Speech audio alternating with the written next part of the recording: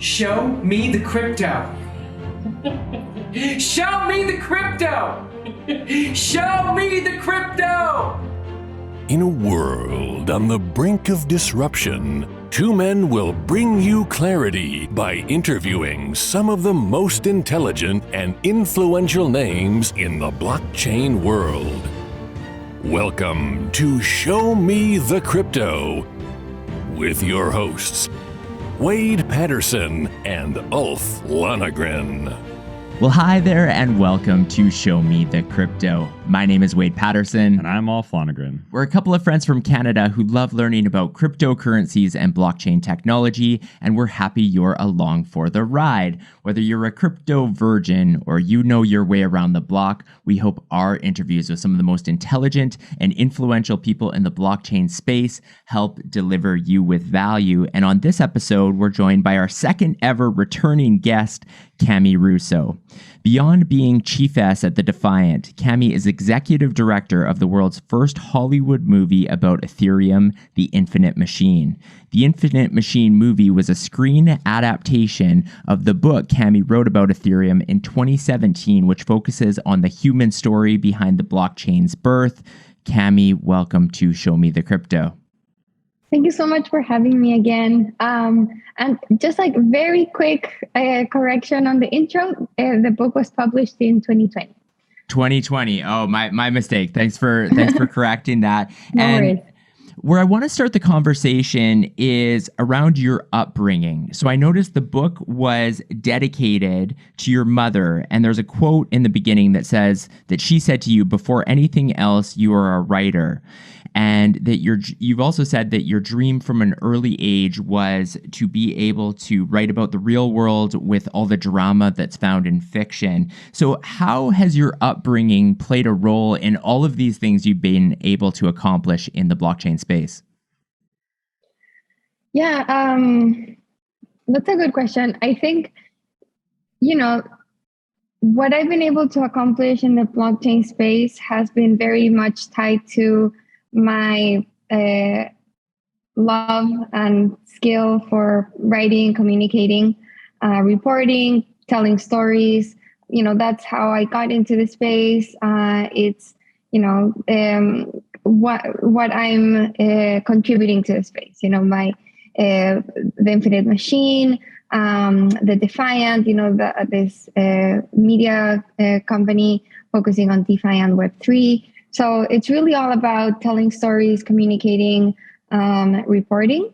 And my upbringing, obviously, had a big impact on kind of my career and what I wanted to do growing up. And from a very early age, I really loved to write. Like, it's kind of what I did. I think I got into a habit of writing very frequently when my family moved to Miami when I was very young. I was like 9 years old when we moved there, and my grandmother gifted me a journal because she said, "You'll be like living through all these new experiences. You should kind of write them down." So I didn't think like I'd like want to, but then when I got there and yeah, sure enough, like I was going through like all these like interesting changes and experiences, like meeting new people, just like, I don't know, a whole new country, etc. So I did start, wanting to express all that. And it just like became a habit. Like I always had journals since then. So writing just like became very much a part of my life.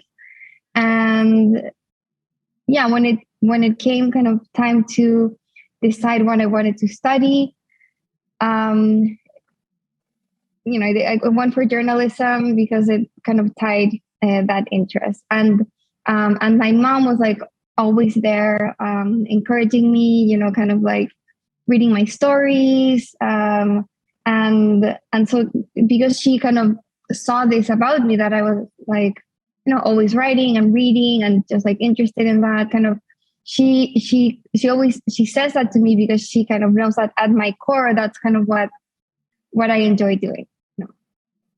That's awesome. And so you've written this book. The book's been a success, and now it's getting made into a movie.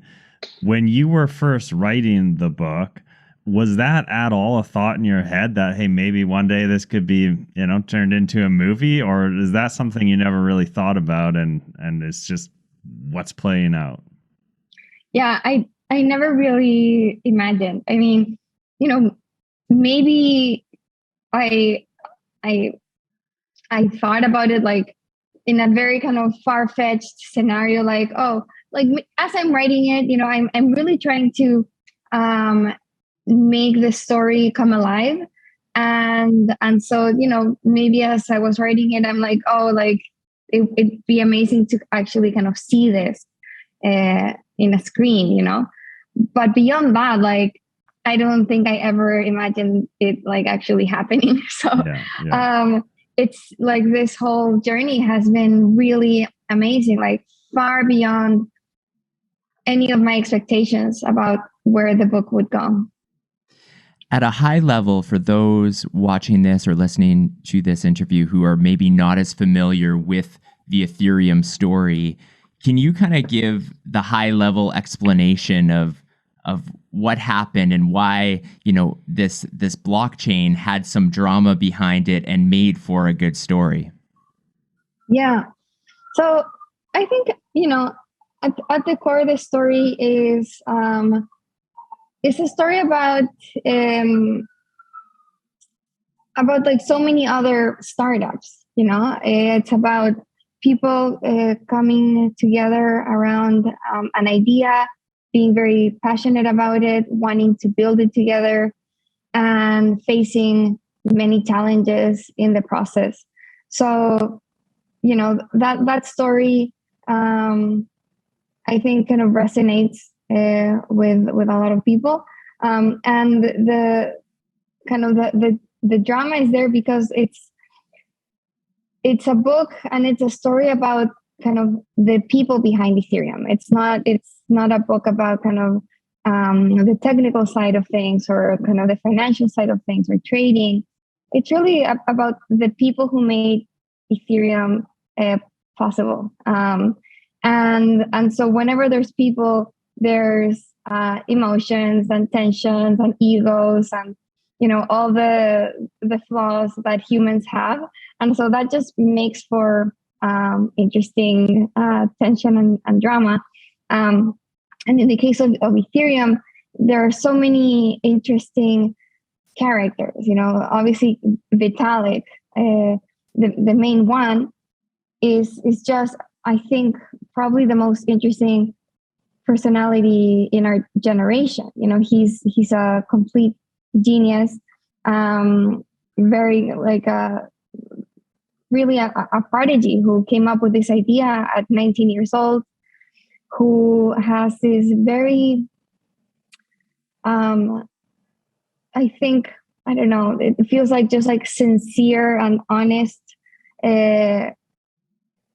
ideas and ideals about the world, and how that kind of purity really inspires people around him to follow him and to help him achieve kind of his dreams. So, Vitalik as the main character, he in himself, like, he's extremely interesting. And then, all the other cast of like co-founders and investors and so on that surround him. There's kind of Joe Lubin, there's like a former Wall Street investor. There's Mihai Alisi, this like poker player from Romania. Gavin Wood, this like extremely talented developer in the UK, and like all these kind of like this ragtag group of just idealists and also people who also saw a chance to profit, saw a chance to get famous. So like all of those things kind of play into the story.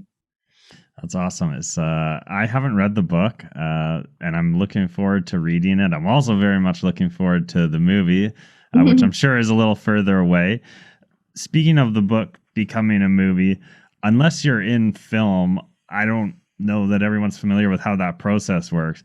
How did your book all of a sudden, be on doc to become a movie, and how did that end up all happening? Yeah.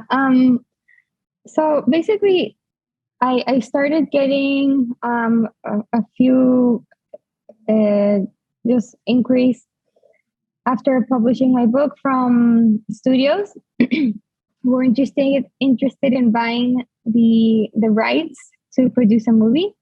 So it works like once you publish a book, you hold the rights to kind of like the intellectual property rights over your book.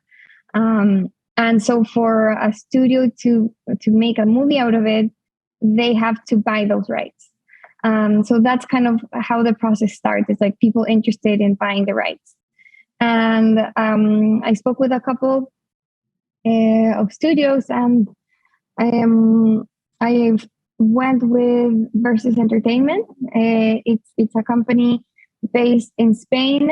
They've been in the movie industry for, 2 decades. Made many movies of all sizes.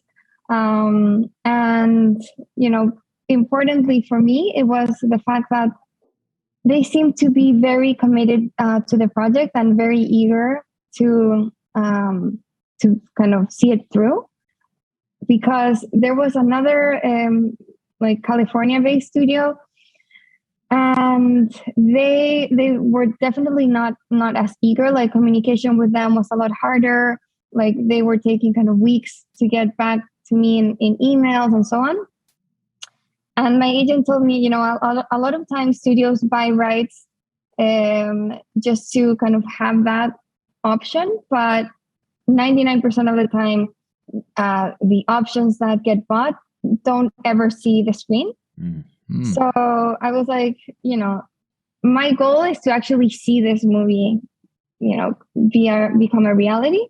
And I thought with Versus, that was a higher chance of that happening. So I went with them. But for me, and I was very clear from the start, okay, you guys are a European company, but this has to be a major mainstream global production. I wrote this book for a mainstream audience so that anyone could pick it up, and to really kind of spread the word about decentralization, about this kind of alternative way of life.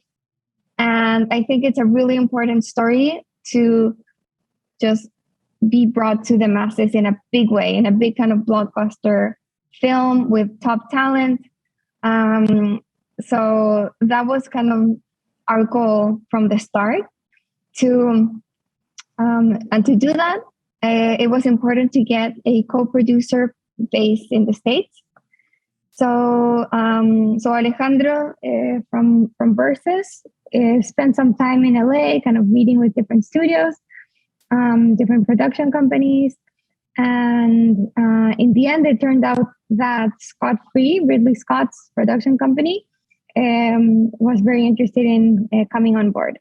So that's the agreement that we announced a couple of weeks ago. And just could not be more excited about it, to have these just major names involved with the movie. I mean, they're the makers of Blade Runner, Alien, Gladiator, some of the just most successful movies of all time.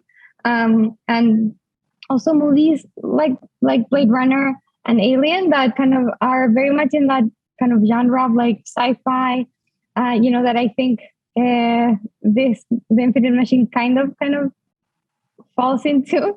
Though not exactly, but Are you calling Vitalik an alien? I mean, no, definitely not. I know he hates that. But so yeah, that's how it happened.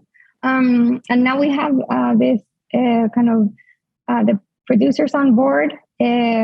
Scott Free has recommended a writer for the movie, so the kind of script writing process has just started. I understand it takes about 6 months for kind of the script to be ready, and once the script is ready, then there's the casting process. Like you go with the script and send it to kind of your ideal cast members, and from there, then there's kind of the shooting, and then there's editing. It's a really long process. Like it's like a 2-year process. So we'll have to be very patient until we actually see the movie.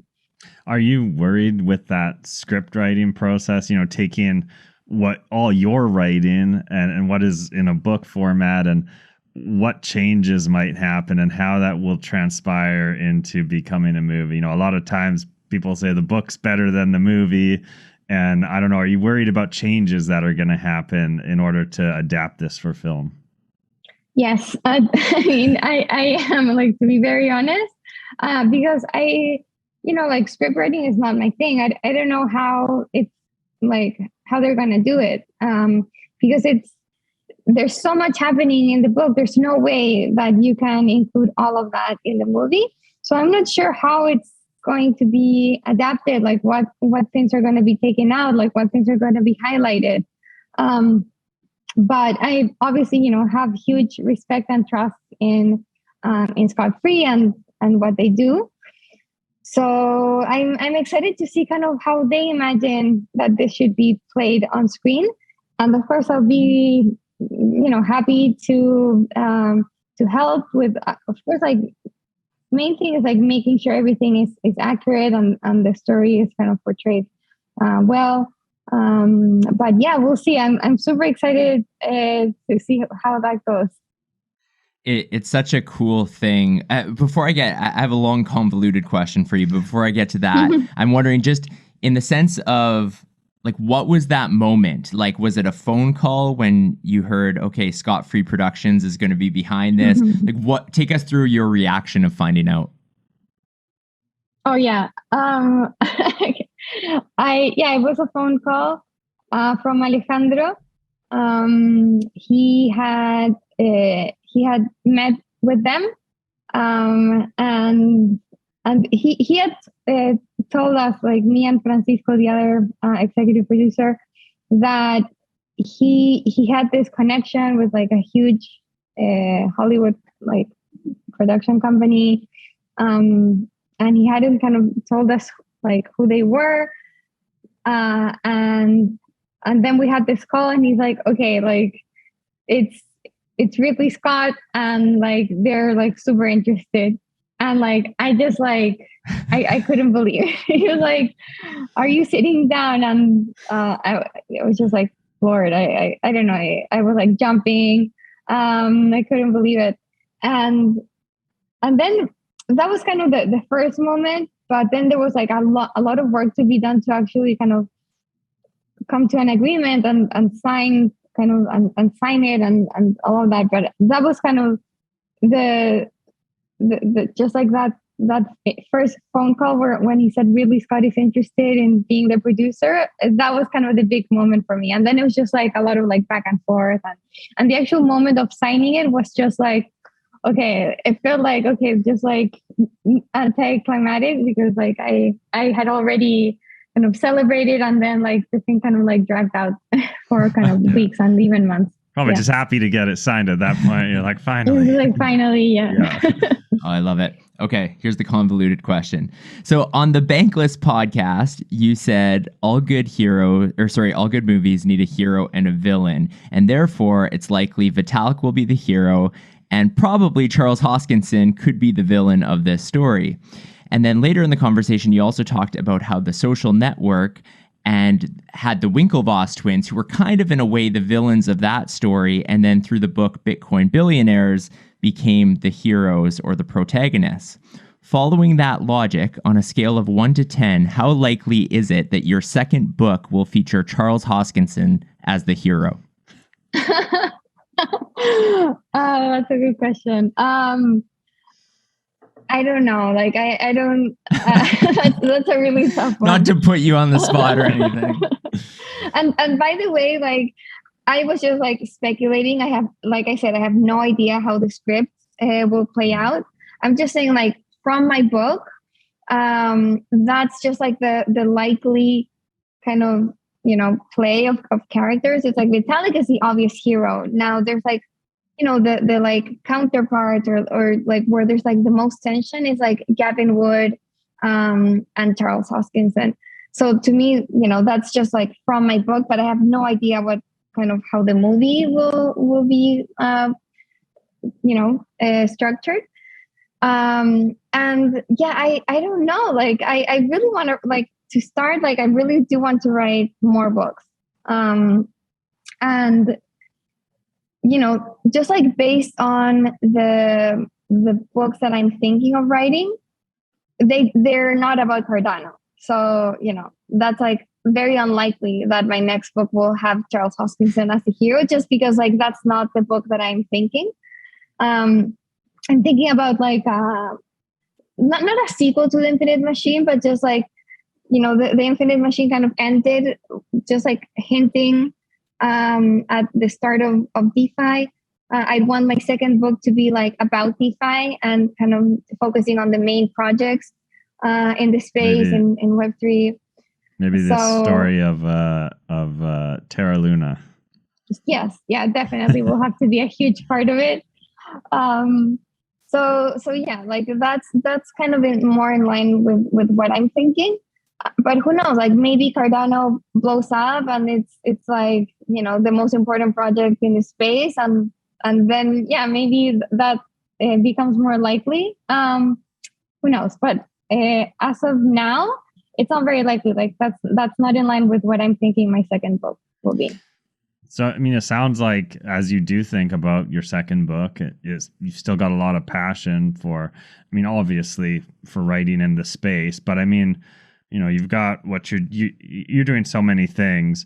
And when I think of maybe, your goal to write a second book or a third book in the future, I mean, you could write about anything, but you're choosing to write these stories that take place in the world of crypto and blockchain. Is that something you think that passion will live on and you'll continue to, what about on your third book? If you write a third and if you write a fourth, will you likely remain writing in the space, or do you think you'll maybe at some point want to try something else? It's hard to say. I think, the reason why I love covering crypto and focusing on the space is because I really think we're witnessing this new financial ecosystem, this new internet being born, and I think that's something that's very special and historic, and I think we're just like very lucky to be in this space at this time. So I think it's important. Like it's probably kind of one of the most important stories of our time, the rise of crypto and blockchain technology, and how it's becoming mainstream, and how crypto is kind of like seeping into every industry and becoming this value layer on top of the internet. I mean, that will just change the way we live forever. So it's like, I want to have a part in telling that story and in writing history, and like the history of like one of the most important developments and innovations of our time. So it's like right now, I couldn't imagine a better place and like a better topic to cover. And I remember, like at Bloomberg, just like starting to cover crypto and how everything else just seemed so boring in comparison. It's like I couldn't go to any other industry after crypto. It's just like so fascinating and just like fun and crazy. Like nothing compares to it. So yeah, I think, for the short to medium term, I don't think I'm going anywhere. I think, one area I'd like to explore is fiction writing. So I think that's something, I don't know, if I keep writing books, like maybe by my third, fifth book, I don't know at what point, but that's something I'd like to do. Who is your favorite author? So I think Michael Lewis had a huge influence on me. If you read, The Infinite Machine, you'll see it's like clearly influenced by his style of writing. It's like writing nonfiction in this kind of exciting way that feels like fiction. So yeah, he has to be there, up there. I also love Gabriel Garcia Marquez, the Colombian writer of 100 Years of Solitude and many other books. He also had a huge influence on me, and yeah, I read, I don't know, all of his books probably. And another Latin American writer, Mario Vargas Llosa. Also, just he's like maybe like the average between Michael Lewis and Gabriel Garcia Marquez. Like he writes about things that happened in real life, but it's not quite nonfiction because he adds a lot of fiction to it, and so yeah, I don't know. But anyways, I think those three, but there's a long list of authors that I like. Ulf, do you realize our audience has been either watching or listening to this episode for 20 minutes? 20 minutes? No, they should probably subscribe. Yeah, they should subscribe. And if you're watching on YouTube, make sure you comment and turn on notifications. And if you're listening to this podcast, especially if you're on Apple Podcasts, leave us a rating and a review. We're also on Twitter, Instagram, and even TikTok. So go check out the episode description. You can find all that information below. And we have an update on the NFT, don't we? That's right. We didn't previously mention this, but this NFT for our OG supporter is a one of one. There will only be one of this kind ever minted, and we have a few surprises for the person who purchases it. The link is in the episode description. And back to the episode. So one of the best things, I think, or one of the most innovative, unique things about this project is that you're actually using NFTs as a process to help fund the film. So can you just talk a little bit about how that process works, like how people purchase the NFTs or what the supply is, just the whole kind of idea behind the project? And disclaimer for our audience, just so it's all transparent, I own 3 of them, so everybody knows. Nice. Good to hear. So a very kind of special piece of this movie is that we are trying to fund it with NFTs. And it's kind of me and Francisco Ordillo, the other executive producer, who are leading this effort. And the idea behind it was that, okay, like this is going to be the first, hopefully the first major mainstream feature film about Ethereum. So, it makes sense, and it would be amazing if it's funded with the Ethereum community, and kind of if it comes to life thanks to the Ethereum community and with kind of Ethereum technology. And so that was the idea of creating this NFT project. There will be 10,499 NFTs sold. That number is linked to the blog for EAP 1559. And we've sold 40% of the collection so far. The third mint the date is still TBD, but that's when we will have to sell, kind of where we will have to raise the bulk of the budget of the film, which is set at around 16 million is our kind of like high target. So yeah, the project is really beautiful. We put together 36 artists from emerging countries. So the idea is that, we wanted to give artists that aren't usually kind of in the spotlight as much in the NFT community a platform to show their work. And so We partnered with Gladys, who is an art professor at the University of Havana, and she helped us curate this group of artists who come from Cuba, Venezuela, Bolivia, Chile, Kenya, India, like all these different places. And all these artists then created 10 versions of the Ethereum logo. And we kind of divided each version in 4 and then combine them programmatically to have these like mosaics of Ethereum logos. And it just like resulted in this like very colorful, cheerful explosion of Ethereum. And I'm just like really happy with how the collection looks and kind of the results. So that's kind of one part of it. The second part of it is the utility of the NFTs. So the NFTs come with kind of Easter eggs, which give holders different perks and rights in the movie. So some of these perks are being an extra in the movie, being invited to the premiere, being invited to see one of the shooting locations, and being listed in the credits.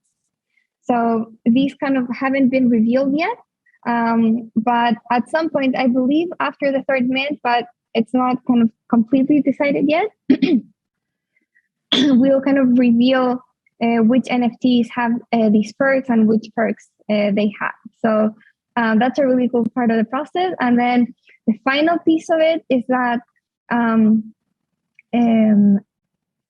kind of every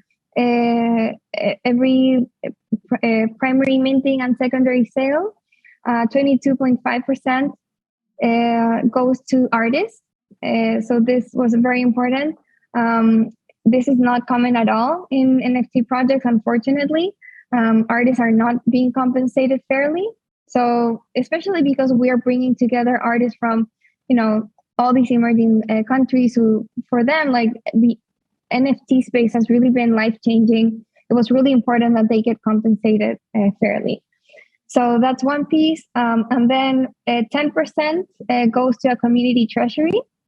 And this treasury is then will be controlled by NFT holders to form a DAO, so that this DAO, one, has an executive producer role in the Infinite Machine movie. So NFT holders will have like a direct say in the movie itself. But also with this community treasury, NFT holders will be able to support and kind of participate in other projects going forward. So hopefully, the Infinite Machine is kind of the first project that these community supports, but many others will come after it. Super interesting. I'm curious with this sort of project to help fund the film through NFTs. Is that something, again, this goes back to me not knowing anything about how movies get made, but, was that something you had to do, was help fund the movie, and this was an idea of how to do that? Or was this completely separate? It was, no, we want to contribute to the funding of the movie, and we want to do it in a way that, ties in the crypto community. How did that come about? So, like the idea for the NFT project came about like way before any of the conversations with Scott Free happened. It was just, as an executive producer, part of our role is to help fundraise for the movie. So when those conversations started, and we were thinking, okay, like, where should we get fundraising? Like, should we pitch VCs? Should we get grants? Should we do this and that? It like the idea of doing it through NFTs with Ethereum community was just like very natural. So yeah, that's kind of how that started. And then with Scott Free, it was like just like a very separate conversation. Like for them, it's more about like helping produce this movie about Ethereum based on my book. Like the NFT side of things is just like it's kind of very much kind of separate from what they're kind of dealing with. So I have some technical questions about the project. So you mentioned the third mint has yet to happen. Are all of the NFTs within the collection, were they all randomized and just different batches, like different numbers were separated? Or does the third mint have maybe some of this Easter egg utility you were talking about, a higher likelihood, or is it just completely random and the numbers are separate? Yeah, no, everything is completely random. So I believe that the entire collection is already minted, and then for each batch, it's about kind of calling a smart contract and kind of getting one of these the NFTs in the collection in a random way. I'm probably kind of missing something, and I'm not kind of the technical side of the project, but that's okay. I believe that's how it works. But the important thing is that it's definitely random, and the rewards were randomized, and even kind of the mixing of the artwork itself was randomized too. What about the there was 34 airdropped NFTs to holders of the collection? How did that part, is that ongoing? Was that a one-time thing? How does that play in? Oh yeah, so this project is pretty different from other NFT projects in that it's very long. I mean, it's a very long process. The movie takes 2 years.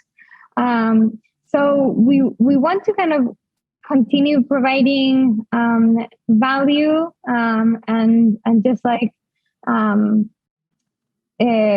different kind of perks for the community, and just continue giving kind of excuses, I guess, for artists to just create more art. And so we decided to start these bi-weekly airdrops. So we asked the artists in the collection if they wanted to create an additional kind of one-of-one piece for it, and 34 of the 36 wanted to participate. And so what happens is that we are airdropping each of these one-of-one pieces in the in the months to come. So the first airdrop happened last week. And so the first one-of-one piece was distributed to all NFT holders. And then next week, the second one-of-one piece from a second artist will be airdropped. And that'll happen every 2 weeks. Holders of the Infinite Machine NFTs will get kind of these just nice perks for free plus gas. I mean, you have to claim and pay gas, so almost for free. But it was just an exciting way to keep kind of involving artists and keeping kind of the community active and continue to give perks to our holders. I love that. And the first one that came out was so cool. The art behind it looked awesome. Yeah. And one thing I'm wondering though, I know there was that snapshot taken right beforehand to for all of the holders.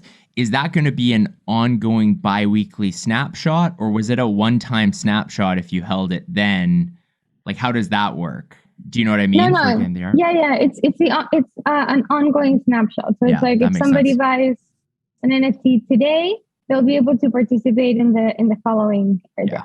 Good. Yeah. I was going to say that makes the most sense from a project. But yeah. The other thing is it's a one-of-one that's airdrop, but it has slight variations depending on how many NFTs you own. So in this case, it's one. It's just very cool, kind of man in a hazy desert with an Ethereum logo in the horizon, and there's different colors there's like three different colors to it. So there was like a like one in kind of this bluish tint, the other one is more kind of like purple, and the third one is red. And it depends on the number of NFTs you hold, which one you get. So that's kind of like, I don't know, an additional kind of like gamified aspect to it. So cool. I only hold 3, so I only got the basic version, but that's okay. Maybe I'll level up to a more advanced one in the future.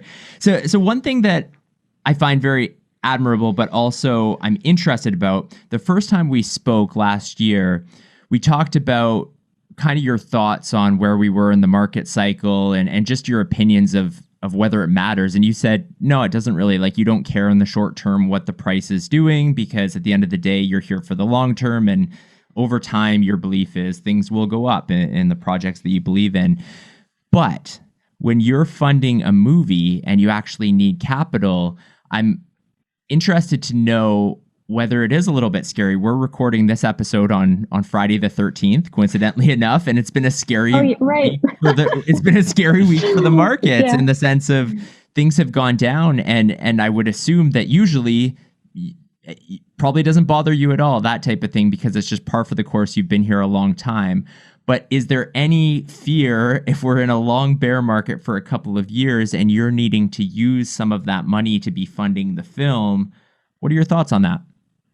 Yeah, it's a great question. And yeah, you're right. I think, now that I'm fundraising in ETH, it obviously does affect me in a different way. The fact that the market is lower. Like when we did our first mint, ETH was at maybe 3,500. The next one was at 3,000. And now, like, I don't know, like what we raised to start is worth less. And I don't know where ETH is going to be for our third mint. So yeah, it is a concern. But, like my overview, my take on the space remains the same. Like I know kind of like I said, like we're here kind of witnessing the most important development of our time. It's very volatile. It goes through these cycles. So that kind of way of viewing crypto hasn't changed. But yeah, like now that my movie kind of depends on like how much we raise and like how much ETH is worth, things, things do change a little bit. But it just means that like we'll have to work a little bit harder, like maybe if we had done this third mint at the height of the NFT cycle, maybe it would have been super easy to raise the entire budget of the film.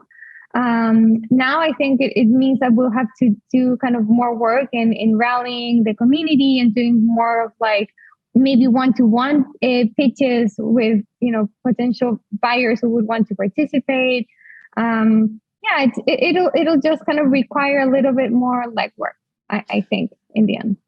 Is there any potential upside? And what I mean by that is, could it be that, I don't know when you actually need to convert these funds from Ethereum to, whatever fiat currency to then go fund this film, but potentially, is it maybe easier to get, have people buy the NFTs while ETH is a lower value from a fiat currency conversion standpoint, and then potentially if the market goes up, could you end up coming out on top here? Oh, that's a good way to look at it. Okay. There we go. So glass half full, glass half full. Makes me feel better. Okay, good. yeah, potentially. Yeah, because we don't need to convert it to fiat right away. So that gives us a little bit more kind of flexibility. There we go. Let's hope it goes that way and not down further. Yes. So again, going back to the first time we spoke, we got into kind of your background in Argentina and living through double-digit inflation and how it was easy for you to grasp this concept of why crypto matters because you were living through it. You saw the government have these constraints. You couldn't convert your money into US dollars. And so you lived that experience. one of the cool things is you've always had this goal of writing a book, and then you were able to not only write a book, which is fulfilling that goal, but also onboard a lot of people into experiencing this phenomenon that you had experienced and understand this technology through the book. Now you're doing it through a movie. And so my question is this one of your kind of big passions as well? I mean, obviously the writing is something that you're excited about, but also having a gateway drug to get others into this space. Like, is that something that is one of your primary focuses?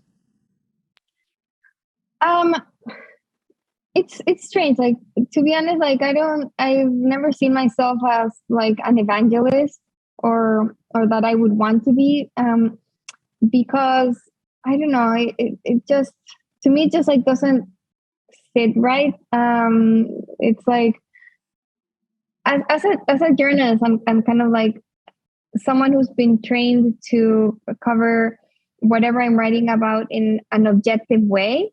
It's kind of very weird for me to think that I'm just like converting people or just like, convincing people into crypto, because that's just like not my role. Like I'm not an advocate for this space. I'm a journalist in this space. I'm covering it. I'm writing about it. So that's kind of never been like my primary goal with it. It's more about kind of educating and informing and letting people then make up their own mind on whether, crypto is for them or not, or like, whatever they want to think about it. So I think, like that would be like my primary goal, like educating and informing more than kind of evangelizing and convincing. It's more kind of hopefully like a more neutral. But I mean, that said, the reality is that a lot of people do get into crypto because of my work, like because of the Infinite Machine and because of the Defiant. And it has been really fulfilling to see that. Like people come up to me and say like, like thanks to you, I now have a job in Web3. Like thanks to you, I learned about crypto and was able to, like just like improve my life, or, just like very, very moving experiences. And, it is really fulfilling to see that. So, well, that's kind of, again, like hasn't been like my primary goal. It's been really cool to see it happen, just like people getting into crypto because of my work.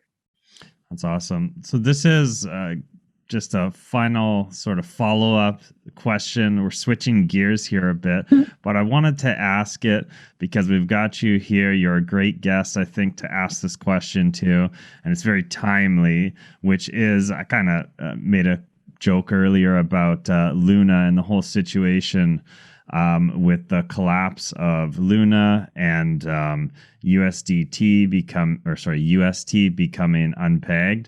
And I'm just wondering if you have the knowledge and can explain that situation a little bit for the benefit of our audience. Sure. Okay, so what happened this week was that the market, and not just crypto, but global markets are in turmoil. And everyone, like traders and investors, are getting out of risky assets and into safe havens.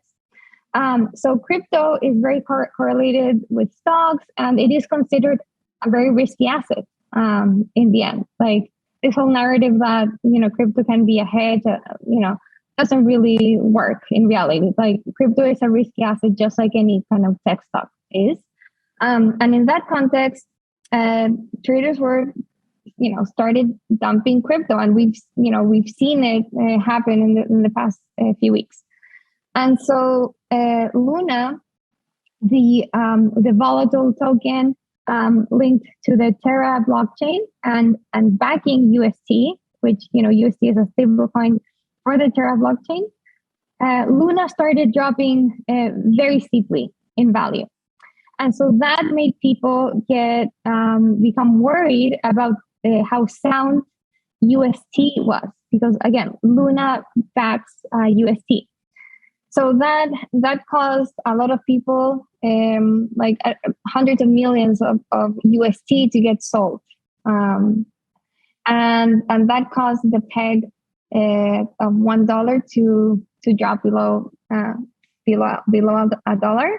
This was, I think, Monday or even Sunday night was kind of when that started to happen, to like kind of destabilize, and the whole thing just like spiraled and fed into like the fear of UST depegging started feeding into the market, and then more people started selling UST and more people started selling Luna, and it just like it was kind of like a bank run. Like people just like were dumping it, and so having it go back to the $1 peg, it became really hard to do. And so, there's UST is supposed to be backed by this mechanism where you can arbitrage, and if UST is below $1, you can sell it for $1 of Luna, and the other way around. So whenever the peg moves, you can always kind of cash UST in for $1 worth of Luna, and that's supposed to bring it back to the peg. But that mechanism just wasn't enough to bring it back. And so at some point, the market cap of Luna just dropped so much that there simply was not enough Luna to cover all the UST that was outstanding. And that just really made things even worse, because it became very obvious that UST was, unsound, like it couldn't be backed. And then everything just went out of control, and the Terra ecosystem agreed to start issuing a lot more Luna to make up for this. But because the value of Luna is so low, it really doesn't matter how much Luna you print. There's just never going to be enough to back UST and bring it back to $1, basically. So that's what's been happening now. Kind of the supply of Luna is at something like over 1 trillion Luna. It's just hyper inflating. UST is about, I don't know, where was it, like 30 cents or so. The Terra blockchain has been stopped. It just stops and starts every few hours. And yeah, it's just a huge mess. And it's very unprecedented to see something as big as this fall so quickly, because that's kind of, it was, there was tens of billions of dollars worth of value in the Terra ecosystem, in the TVL of the Terra blockchain. Luna was a top 10 coin. And just to see it crash like this in just less than a week. Yeah, I don't think we've ever seen anything like this in crypto. We'll be remembering these times forever in this space. Well said. It's such a crazy thing to have witnessed. And Cami, usually we end our episodes of Show Me the Crypto, as you know, with the segment of questions you hated, by the way, because 2 of them are kind of talking about projects and price predictions.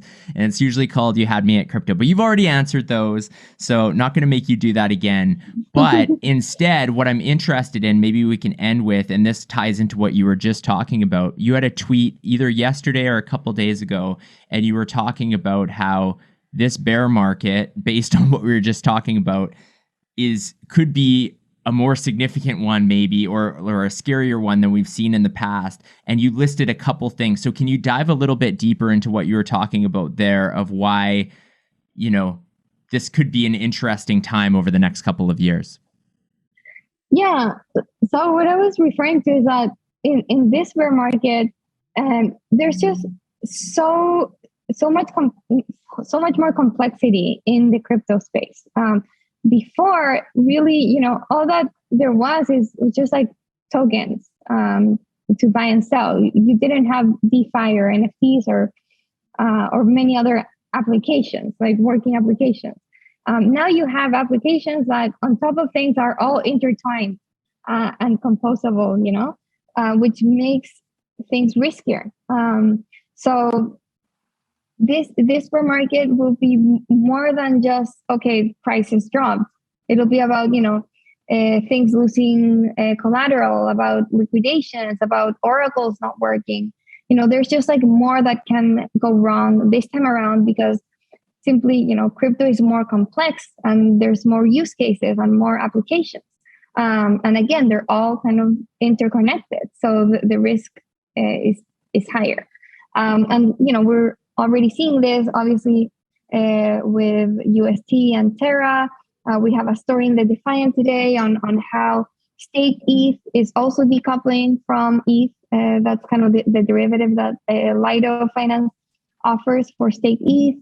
And, we've seen kind of the contagion effect of Terra crashing in other kind of places of crypto. So, yeah, it'll be an interesting time. I don't think it's over yet. So, because I don't want to end it on a doom and gloom, because the last couple of questions have been on the flip side. This is the last question. Mm-hmm. What do you see in terms of opportunity? So maybe there's some people who got in the last year and a half, as many people do when the price is going up, there's the hype. Maybe some people have lost some of their portfolio value, that type of thing. But what would you say to those who, are debating, like, do I stick around this industry, that type of thing? Like, what benefits do you see from someone sticking around in a bear market when times aren't so great? Bear markets are actually great, like in terms of like innovation and building. It's when kind of the great protocols are made because like people who actually care about building something of value stick around, and it's not about hype, So it's a great time to be in crypto, and I think that there definitely are great opportunities. It's very obvious kind of when prices go down and everyone is kind of scared. If you're a smart investor, that's a great time to find opportunities, either in kind of private markets for VCs or in public markets for traders. So yeah, I think it's a great time to be in crypto. Probably better than at the height of the bull run. Like more interesting things will happen, and there will be less noise and more opportunities for smart investors. Awesome. Well, we love chatting with you. That's why we want to bring you back, the second person to return on our show. Thank you so much, Cami, for joining Alf and I on this episode of Show Me the Crypto. It was my pleasure. Thank you for having me. Thank you for listening to Show Me the Crypto. Please make sure to subscribe as well as rate and review this podcast.